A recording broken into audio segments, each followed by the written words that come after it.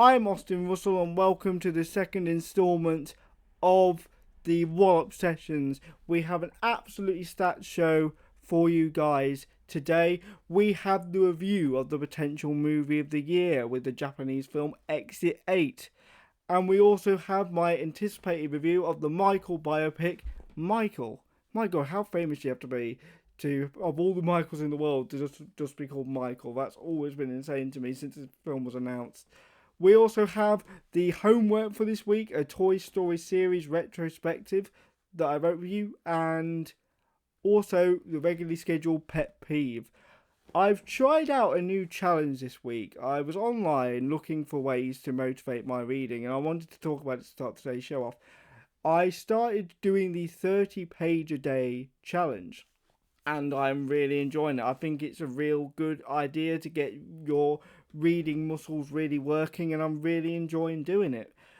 Because I'm somebody who, for the longest time, has had a uh, New Year's resolution to read more and to read 5 books in any given year. If you want to know why specifically five, it's because The Hitchhiker's Guide to the Galaxy has 5 books. I wanted to read that series, so I gave the goal of 5 books in 1 year. That's why it's set to five, and I've failed every single year I've set that task.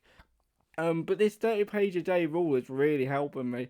Actually, it's a real good challenge. I've started telling other people about it, including you fine people, listeners of NK Radio. I have absolutely been buzzing to do this thing to you today. I have a new band for you today. I mean, they're quite ancient, but they're new to NK Radio. They're one of my favourite bands from last year. This is from their latest album, the New York outfit Laundry Day. From their latest album, Earworm. Whoo! I've been dying to play that band since I got this job at NK Radio.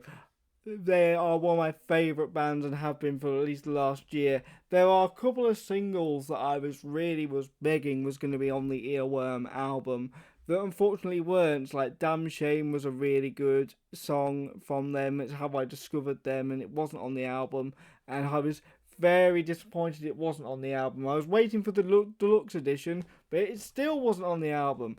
But as I said, you can buy that on iTunes and stream on all available platforms. They are definitely a band worth checking out. They actually just toured with the 1975 and completed their own UK tour last week, so they are very much on the rise. If you want to get into the I knew them before they were a massive crowd, this is certainly the time to do it.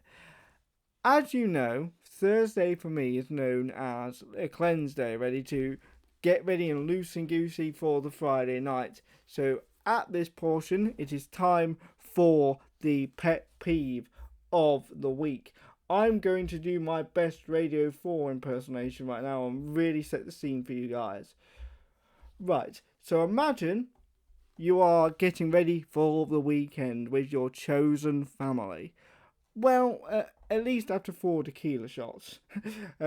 Drinking the night away, having loads of fun, doing loads of pre-drinking, doing loads of stuff like that. Because everybody knows that the real reason you pre-drink is not to save money, right?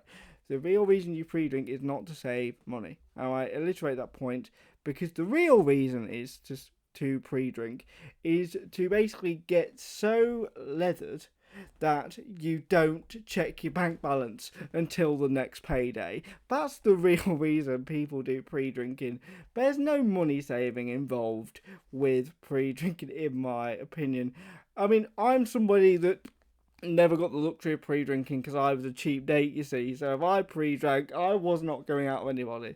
So I'm looking forward to actually having nights out now that I don't drink. Oh, by the way, I'm not declaring liver failure as like a way of financial freedom, by the way. Do not think that's what I'm implying.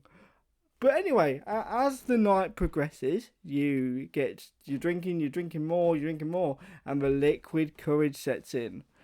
So that portion of the night begins to happen where you walk up to the karaoke machine. Oh yeah, you know where this is going.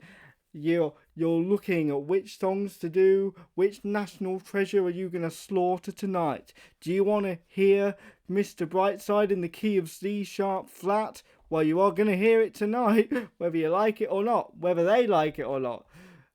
National treasures are being slaughtered all over the country, and everybody is vibing and having a good time. That's what karaoke is for. Until you get the dreaded good karaoke singer. Dun dun dun. Right? So, the reason why I'm saying that is not because having a good singer in and amongst the bad stuff is a bad thing. The reason why I'm not saying that is not for that. By all means, hearing an actual good vocalist after hearing Sex on Fire sang in Klingon for 5 minutes is music to my ears, figuratively and literally. But it's the fact that they keep going back up. Like, why? Why? Like, the idea of you doing a private concert disappeared 2 Jaeger bombs ago. We don't need you guys to keep going up. Like, oh, it's so anger inducing. I once went on a night out where a guy went up 6 times. 6! People, famous musicians on Live Lounge don't even get that many songs. Like, at that point, just leave us alone and go do your Britain's Got Talent audition. But, we don't need it at that point. You are a nice palate cleanser. Now just leave us be to butcher Kasabian or Stereophonics. Just leave us be to slaughter our songs in peace. By the way, I did actually watch Britain's Got Talent semi-final this week, and my God, they were really scraping the bottom of the barrel. I did not want to think what actually didn't make it through. I got about 2 acts in and I had to turn it off. Because there was one guy doing diss tracks, which has not been a valuable piece of entertainment since 2016. And I was like, Jesus Christ, they're really trying to appeal to the young ones here. And I was just like, this is painful. This is absolutely horrible and dated. And they once had a guy who clearly spent too much time in DT just whacking each other with pipes and some fireworks. And I was just like, is this what made it to the semi-final? Are you serious? Like, can we just leave Britain's Got Talent in the past, please? Because we've clearly run out of people to compete on Britain's Got Talent, in my opinion. Right, since I mentioned these songs, I want to give you the opportunity to sit at home, in your car on the way home, and butcher these songs as you see fit. Here is Mr. Brightside by The Killers. There you are for your karaoke pleasure. Those were Mr. Brightside by The Killers and Sex on Fire by Kings of Leon. I don't even know why I bother with that. Those songs need no introduction. Now it is time for the first movie review of the show. I watched a groundbreaking movie this week, ladies and gentlemen. I watched the Japanese horror Exit 8, which is actually based on an indie video game of the same name, which I did not know about going into this film. Thank you to the lovely staff at the Odeon for pointing that out to me. I do actually mean that, by the way. That sounded like the most sarcastic thing in the world. But this film was incredible. The movie follows a man trying to leave a subway station after finding out he's just become a father. And you might be thinking to yourself, that doesn't sound like that much of an interesting premise at all. Like, how is this the movie of the year? This movie was gripping from start to finish. Honestly, I was hooked from the minute it began. The decision to do it in first-person view, there's this beautiful scene that really, really, makes the movie come full circle later on, where we're getting this nice first-person view of this man yelling at this woman with a crying baby on the train. And it really sucks you into the film right away, because you don't see a lot of films in first person these days. In fact, the first person actually goes on for quite a bit, to the point where I thought the whole movie was going to be in first person. I was like, All right, we're doing something a bit unique here, a bit different. This is great. This is something I've not seen since Hardcore Henry, like 11 years ago. I'm all for this. This is great. For a horror film, this is a great idea to have it in first person. I was all invested for it. Long story short, it's not all in first person for the whole duration of the video. So I feel to also illustrate how good this film actually was.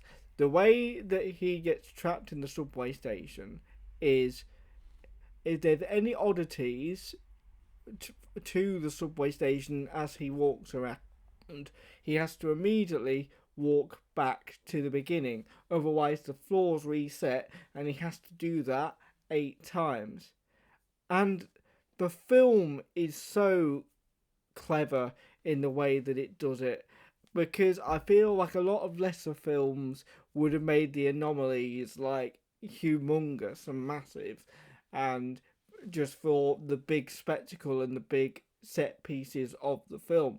And it does do that, but it also does a great job of giving you little subtle anomalies as well, like certain signs are different, or certain like the doors are missing and stuff like that.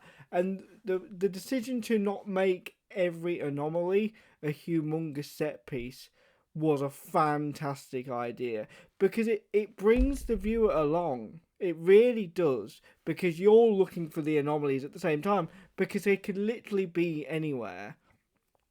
And it's so great in the way it just showcases its film's premise.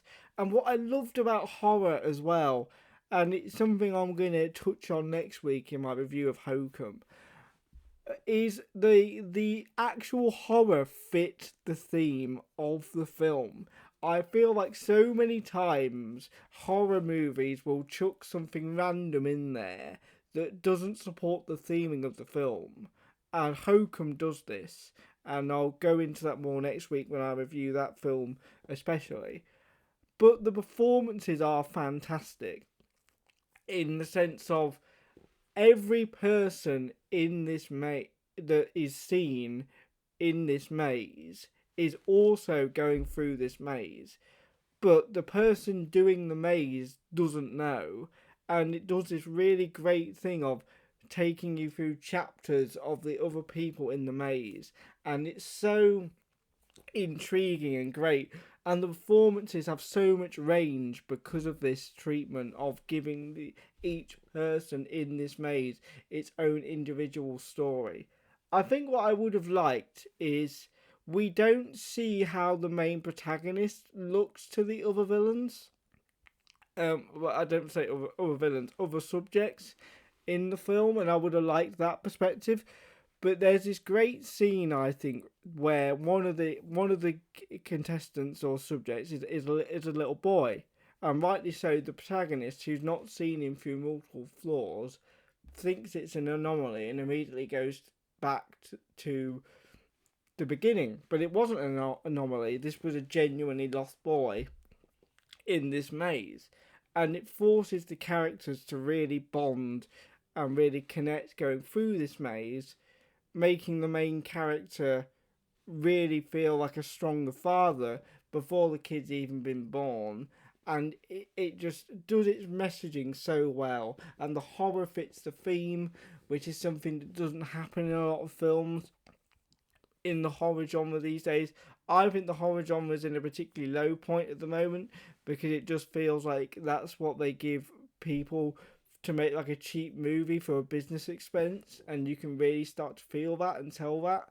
But not with this film. This film was truly great, and it's so far the absolute movie of the year. And if you can go watch it, Blu-ray, streaming, cinema, contact the local Odeons and Everyman to show it. You need to see this film. This for me was a 9 out of 10, 10 out of 10 film. Truly magical. And if you can't get to the theatre for the Odeon and the Everyman, make sure you play the game, because I certainly will be this week. Maybe I might talk about it next week's show. But after this musical break, we will be talking about this man's film. This is Michael Jackson's Thriller. That was the Kooks with She Moves in Her Own Way. Before that, we had Michael Jackson's Thriller. We had Billie Eilish before that as well. And my favourite album of all time, a piece from that, Soundcheck by Catfish and the Bottlemen, which turns 10 years old this year. And with that introduction there, it is time to talk about Michael. I was feel like I was in a very weird spot with this film because whilst being a recent fan of Michael Jackson's work, I didn't feel like I went into it with the same anticipation that a lot of Michael Jackson's fans have.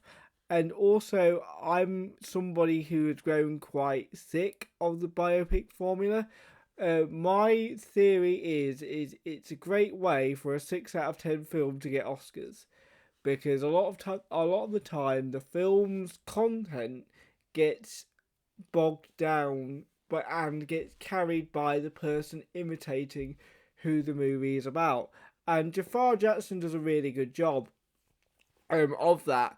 And if you wanted some really good entertainment, you should go online and look up some of the impersonators' opinions of Jafar's performances because they're just not happy that they just didn't get the part. They're not even evaluating the role whatsoever. It's quite funny and entertaining. But the movie did disappoint me slightly. It did do a few things that I really liked. Coleman Domingo's performance as Joseph Jackson was incredibly captivating. He's terrifying on every time he's on screen, which I applaud the movie for, because primarily I was scared that because the Jackson's estate's fingers were all over this, that they were going to gloss over the dark parts of Michael's childhood because obviously Joseph Jackson is a member of the Jackson estate. So I thought it was going to be a bit of a Jackson 5 puff piece the beginning of the film, and I really respected the film for actually using his real childhood and his real stories in the beginning.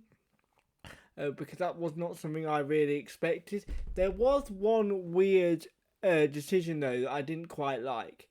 There's this great scene the first time that we see Michael get disciplined by his dad, and it does a really good job of showcasing the dynamics and showcasing his terror from the minute the scene kicks off.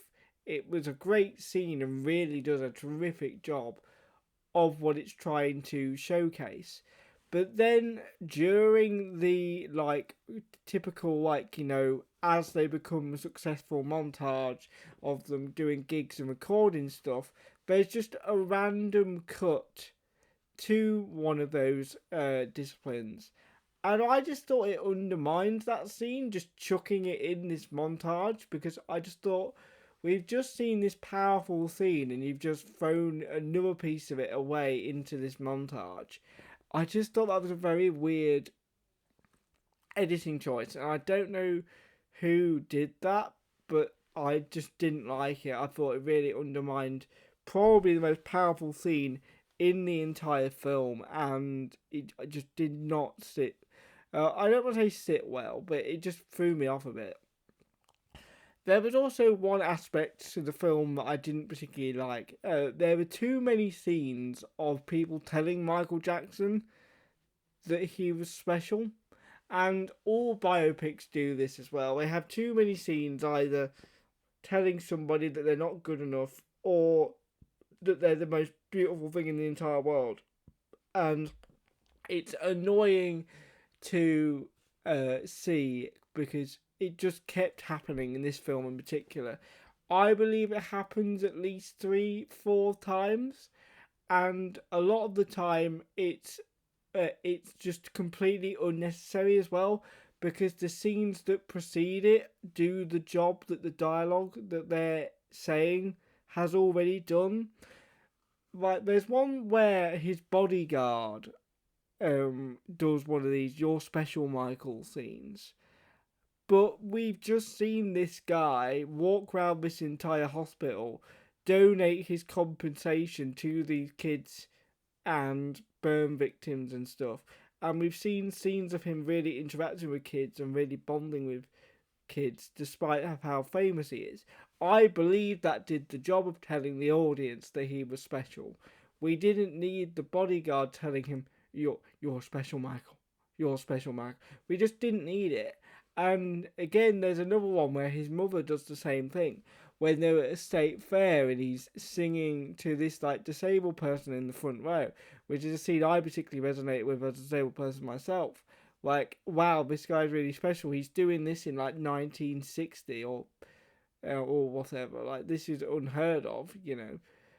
And two scenes later, we get this scene of his mum going, "You're special, Michael. You're special, Michael."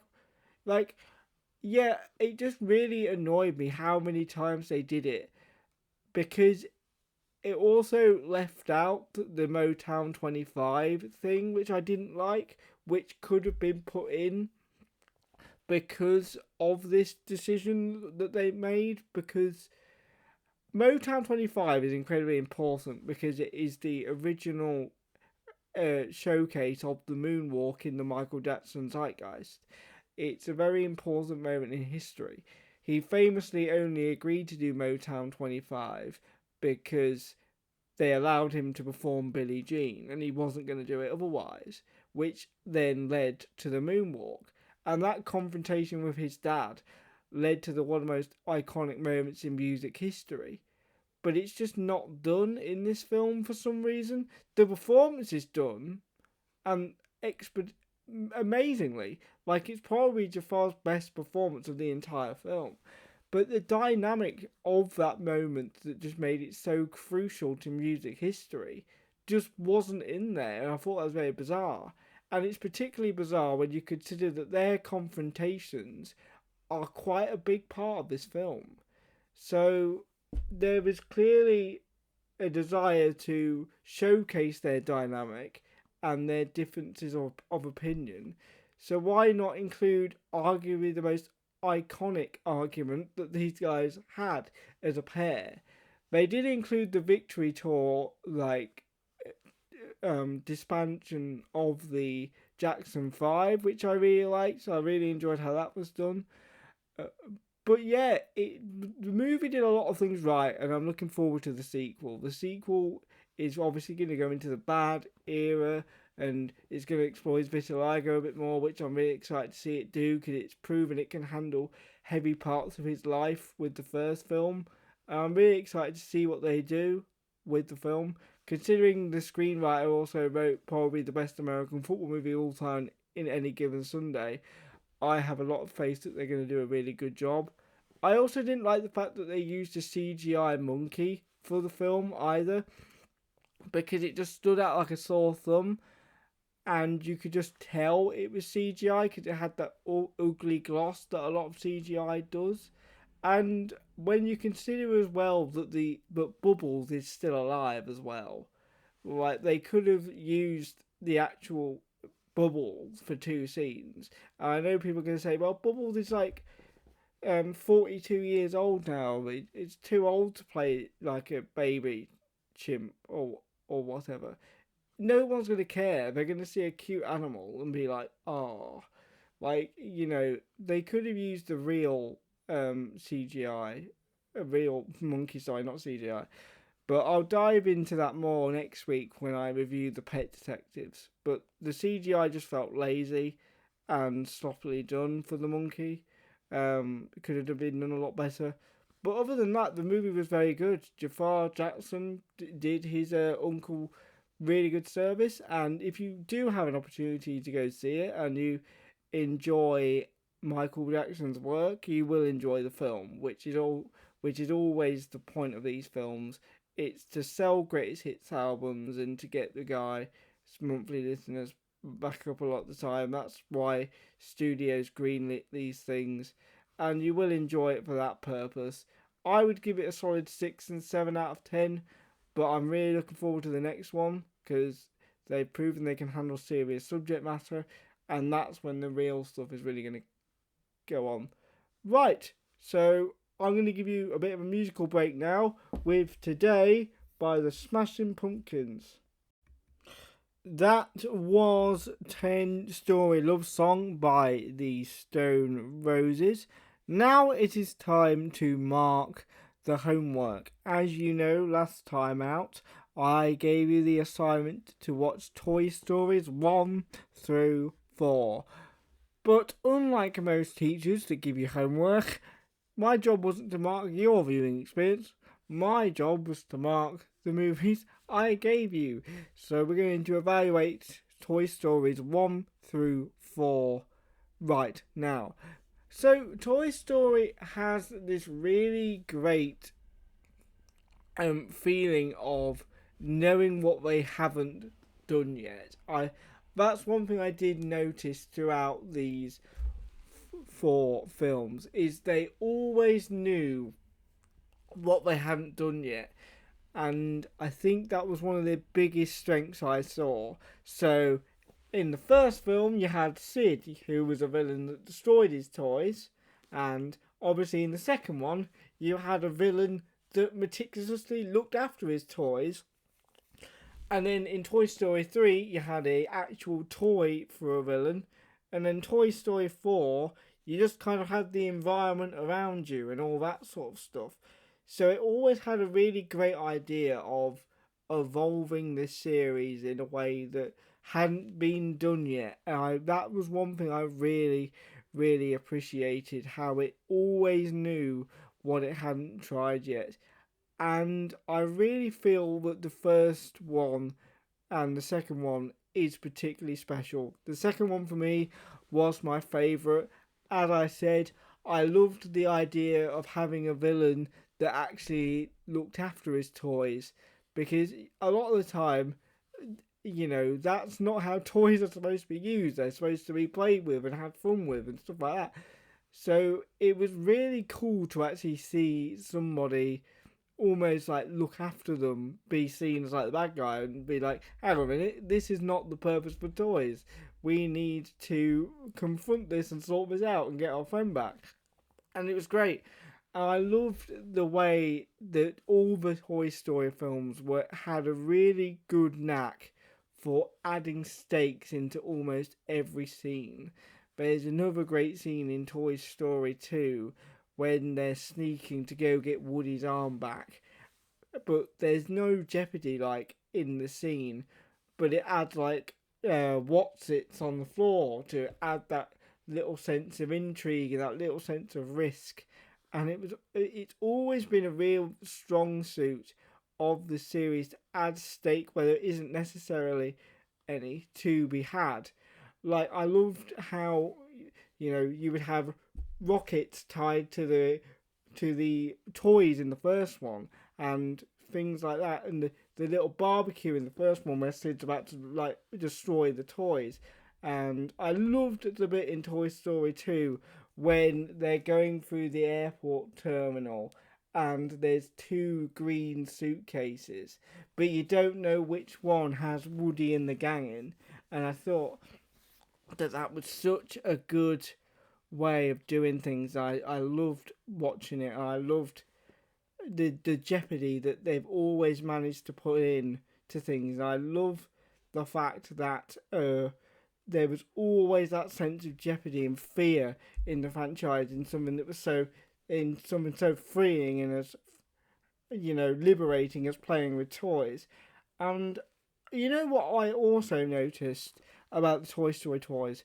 Whoever varnished those toys, it does an absolutely incredible job. These toys get banged around, tied to rockets, put on barbecues, and they're still spick and span. I'm amazed that nobody got torn up in the first one. Like, seriously, if that was one of my toys, it would be dismembered and scratched, and all the paint would be off. And that's for me trying to look after the things. Like, Jesus Christ. Like, the varnishing on those toys was insane. And I'm slightly worried that that's a big sign that I'm getting old. That was my big takeaway from the Toy Story franchise. God, who varnished these things and gave them like protective clothing? It's kind of like I knew when I was getting old when I started thinking about council tax in superhero films, because I was like, oh my God, I would hate living next to the Avengers because my council tax would be too high. And it's just like, oh my god. And the performances of Tom Hanks and Tim Allen. Fun fact: before I did this homework assignment, I genuinely thought it was George Clooney. I wish I was joking. I genuinely thought Buzz Lightyear was voiced by George Clooney. Don't ask me why. That was just an inkling that I had. And I have no idea why I thought that as a kid. I've been corrected at least twice. I thought it again going into this assignment. Don't know why. Don't bother asking me. But yeah, the performances by Tim Allen and Tom Hanks are particularly good. I was also always a big fan of Don Rickles as Mr. Potato Head. Like, very good chemistry with Mrs. Potato Head. Like, the chemistry between the whole cast is amazing. And I love the way that every single toy in the cast plays like a vital role in the action set pieces. Because in a lot of films with a massive ensemble like that, a lot of characters can get relegated to comic relief. A lot of characters can not really add anything to the action set pieces because they don't have a purpose in this certain scene. And that was one of the big problems I noticed with Toy Story 4, is characters started to do that. The Duck and the Bunny characters, particularly played by Key and Peele, I felt were just there for comic relief. Because they don't really do anything to help the grand set piece plan of getting Forky out of this big antiques store because he's gone missing. And I thought, oh right, they might be running out of steam here because they're starting to fall into the trope of a lot of animated comedies do. Got to the end where just there are certain people relegated to not really being helpful or being any good at helping people out, and that was something so good about the first three films. Is you would see Slinky like stretching out to arm's length to try and get the Woody and Buzz in. You would see Mr. Potato Head taking his eye out to scope out the area. There was always a way for the cast and the toys to contribute to what was going on. And that's another bit of magic from this franchise, is it's always felt very deliberate. I'm going to use Toy Story 2 again, but there was a great scene in the beginning of the film where Rex is struggling to beat Lord Zurg, I think his name is Zurg. So he spends like this entire game trying to figure out how to beat Zurg. And this is another great example of Jeopardy as well, where Rex gives the character Jeopardy by straight throwing the strategy guide in their face. And it's so well done and so great to watch, and it's really enjoyable again. And the fact that he actually beat Zurg out of game and then doesn't touch the game again was just such a perfect character move. And I always feel as well like Toy Story has always had a real good knack for putting the viewer in the current state of toys. Like in Toy Story 1, you kind of had like you were establishing the characters and the world, so you didn't really need to talk about the current state of using toys and playing with toys. Whereas Toy Story 2 kind of throws video games in there and strategy guides in there and a whole new electronic way of playing with like toys and video games and stuff. Toy Story 3 kind of deals with growing up and donating those toys and giving them new memories to be made. Like, it's such a great thing of knowing the landscape of what being a toy is like in today's world. And that, again, that's something that Toy Story 4 just didn't have for me. There was no particular attempt to throw these toys into the new landscape of being a toy. It just kind of re-established the world again and reset it with Bonnie rather than Andy. And to be honest, I watched most of Toy Story 4 not really wondering what the point of it was, really, because it felt a bit out of place with everything else, because Toy Story 1 to 3 is so well done and so deliberate. Like in Toy Story 3, there's like a handshake between Woody and Buzz that doesn't initially hang on in the end because they're both angry at each other. But when they're like holding each other's hands when they think they're about to obviously melt, that pays it off so well. And there's just none of that in Toy Story 4. They even use Family Guy cutaways in Toy Story 4. And I love Family Guy, but my god, like, have they really resorted to cutaways? Like, Toy Story 4 just didn't really feel like it added anything to the franchise. But one thing I am excited about with Toy Story 5 is there has actually been an evolution in being a kid and playing with toys and tablets. And obviously that's what Toy Story 5 is going to comment on and talk about. And it's an actual change in the world that makes a Toy Story film viable, which Toy Story 4 didn't really have. And I hope it's rectified. And one thing I do really, really, really want to see from Toy Story 5 is I want to see how Forky is used in this film. Because to me, Forky is the complete polar opposite to the tablet. And that's something I'm really looking forward to seeing how that dynamic showcases itself. Because Forky is literally like a homemade toy, and this is a corporate made piece of technology. These two are on about as far away from the same spectrum as you could possibly get. And I think that's where most of the maybe the tension and the story beats could come from, is that almost oxymoron of the two. I think it could work really well if they do it really well. And I think that's what I'm really looking forward to seeing what they explore in Toy Story 5. I personally think that I would like Toy Story 4 a lot more if Toy Story 4 was 3 and Toy Story 3 was 4. I think I'd have a lot higher of opinion of it if it was the other way around. If they just had like a one last Andy adventure while he's like I don't know, packing away for college. Because the main issue with Toy Story 3 is they're already away. They're already handed off to their next life. There's no like one last adventure of Andy. It's already done in Toy Story 3 because they're already in daycare. I think if they had that like fairground adventure in Toy Story 3 and then had Toy Story 4 be Toy Story 3, it would have just worked so much better. But overall, I think you will get as equal opportunity from watching Toy Story if you just watch the first two. 3 is great and has some really good emotional beats, but isn't the quality of the other two. And 4, I think, is just pointless.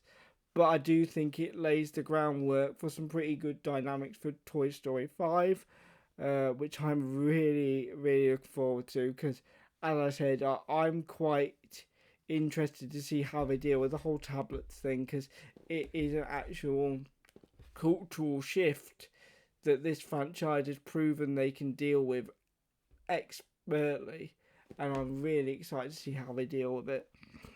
A bit of a musical break for you now, and then I will tell you what's planned next week with Cigarettes and Alcohol by Oasis. Now it's time to give you this week's homework. I want to give you guys the new homework of watching the first Devil Wears Prada. I have been meaning to watch this for the first time for several weeks now, because it's one of the most iconic films of someone of my stature and degree should already have under his belt, to be quite honest, along with The Matrix and other films like that. If you want to completely disavow any of my movie reviews, since you've heard that I've not seen the Matrix yet, you're well within your rights to do so. I might even make that next week's homework, but I've been told to avoid the sequels, so I might just give you the first one because I'm nice like that. But I really, really am looking forward to watching The Devil Wears Prada this week, because obviously I want to go into it with a full picture of, when I go in to watch the second one this week as well in cinema. I'm very skeptical of Legacy sequels as well. I think the Legacy sequel last year of Now You See Me, Now You Don't, which is my personal least favourite movie of the year last year. So, and they're typically not done very well, Legacy sequels, because they harp on the nostalgia of the original and don't really have a compelling narrative, because a lot of these movies weren't designed to have sequels in the first place. And especially when it feels like, to me, even though this is like from a very ill-informed review, it looks like, for me, The Devil Wear Prada is quite a well-regarded commentary on fashion, and the it seems to me like it's more of a commentary piece and not the sort of sequel bait sort of film that you would normally get. So I am very skeptical, but I can be proved wrong. I was proven wrong with Michael this week, so I'm looking forward to diving into that for this week's homework. If you want to join alongside me, feel free. Uh, you will have a great time, as I'm sure, because it has a sequel for a reason. I'm really excited for next week. Because if you recall, last week, sorry, I did a talk about the Louis Theroux documentary Into the Manosphere. It is a topic that I care a lot about, and it's a topic that I really do love to explore and really want to help people deviate from that portion of their lives. So as a result, I reached out to people from Alcohol Change UK, which is the charity I work for, outside of this radio show here. It's a great organisation to sort of improve people's relationships with alcohol, improve the sale of alcohol. That's a big thing we're working on at the moment. Trying to make it safer for people, trying to make just drinking a happier, safer place for people.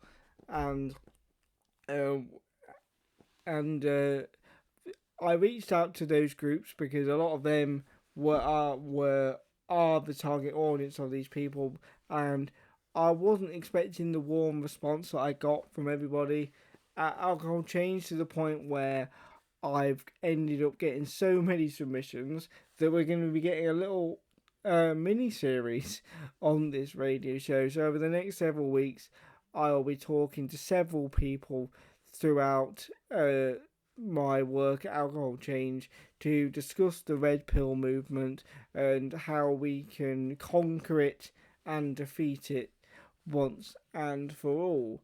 I'll be talking to people that are ex red pills, people that do have, unfortunately, people are suffering with the red pill movement, artists that have recovered and turned their lives around.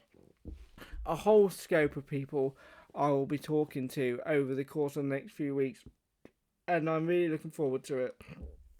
And this first guest was a particularly special one because I've actually done a few projects with him in the past. His name is Nat Shelley. He's an artist from Wales.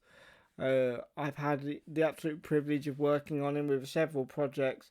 He's an absolutely amazing guy, and you'll have a great time hearing his story and hearing his perspective on life, because I've had the privilege of learning this story firsthand and hearing it, and it's truly inspirational and a really good story, and I cannot wait to talk about it. He was one of the people that I desperately wanted to get on this series. But yeah, as I said, really nice guy, and he's got a really inspirational story. I think you guys will get a lot out of it.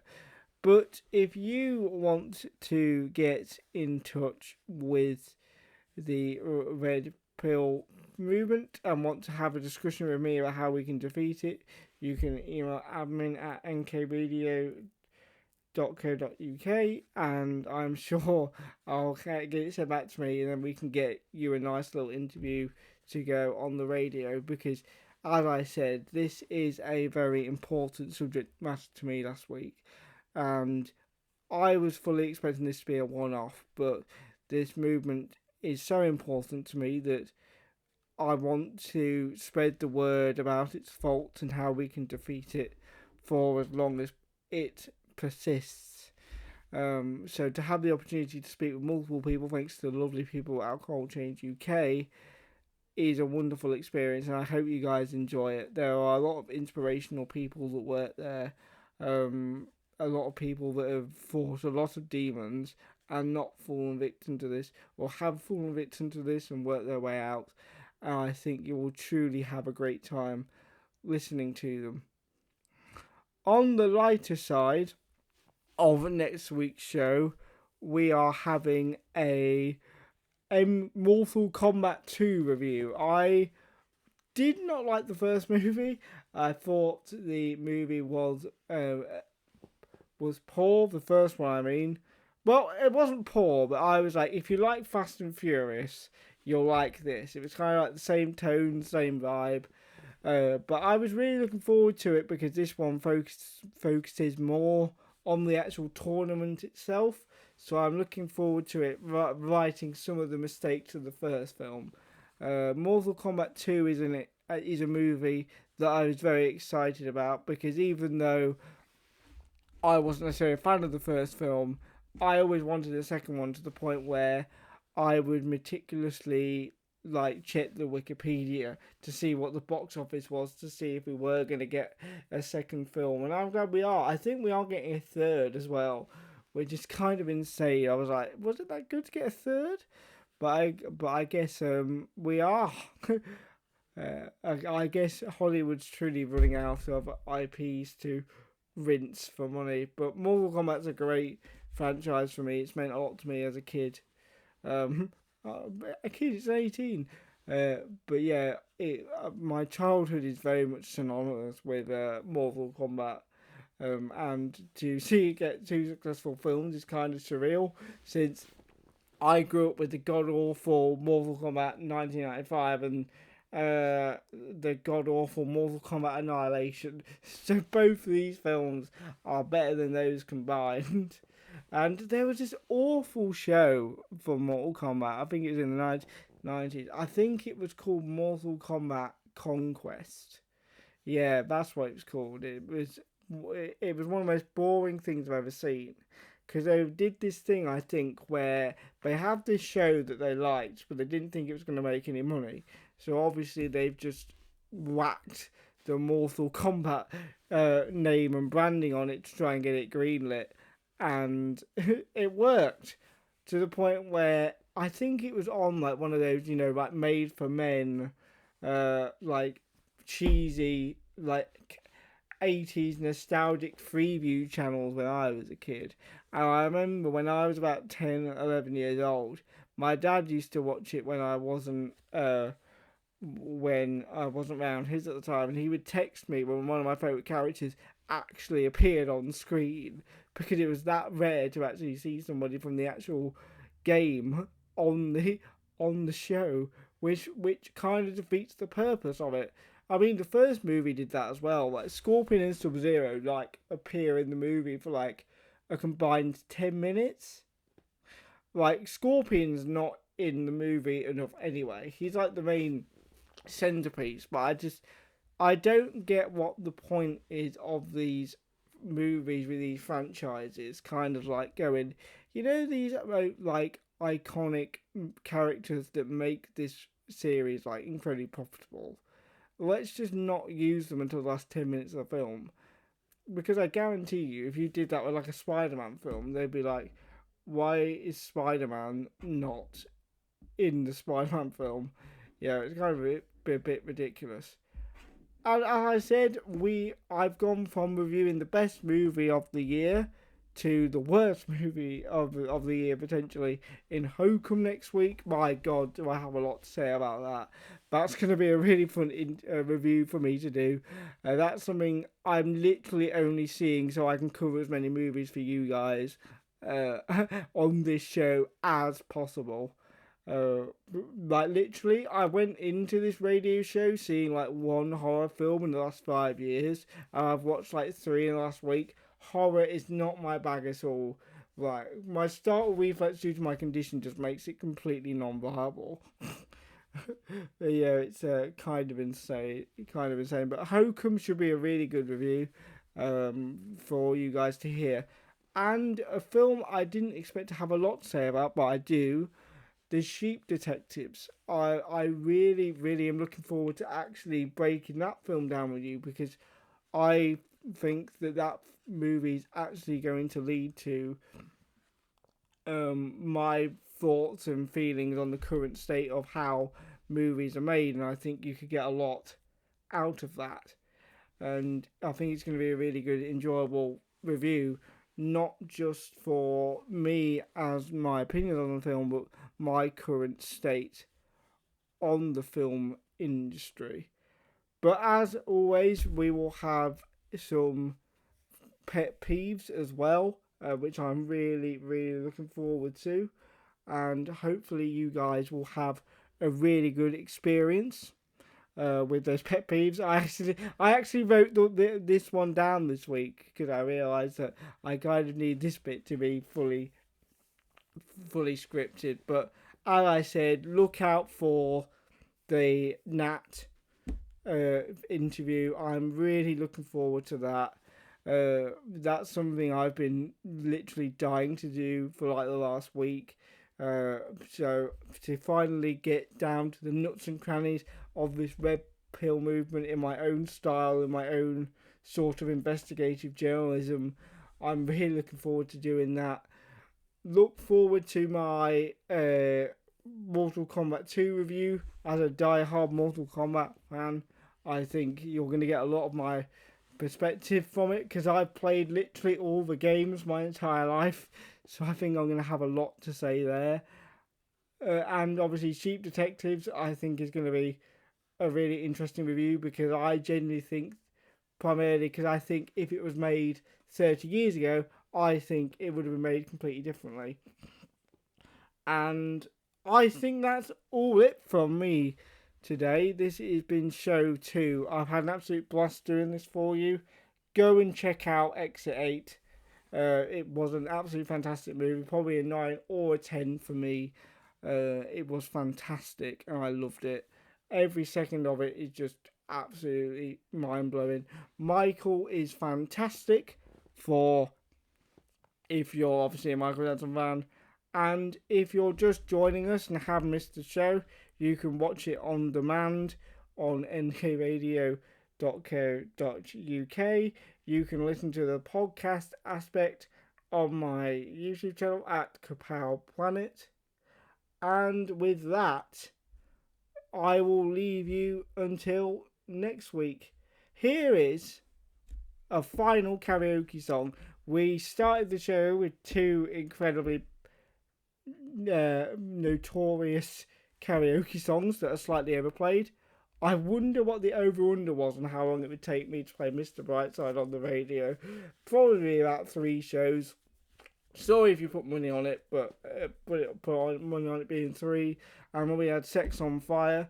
But I think it's time for one more in 505 by the Arctic Monkeys.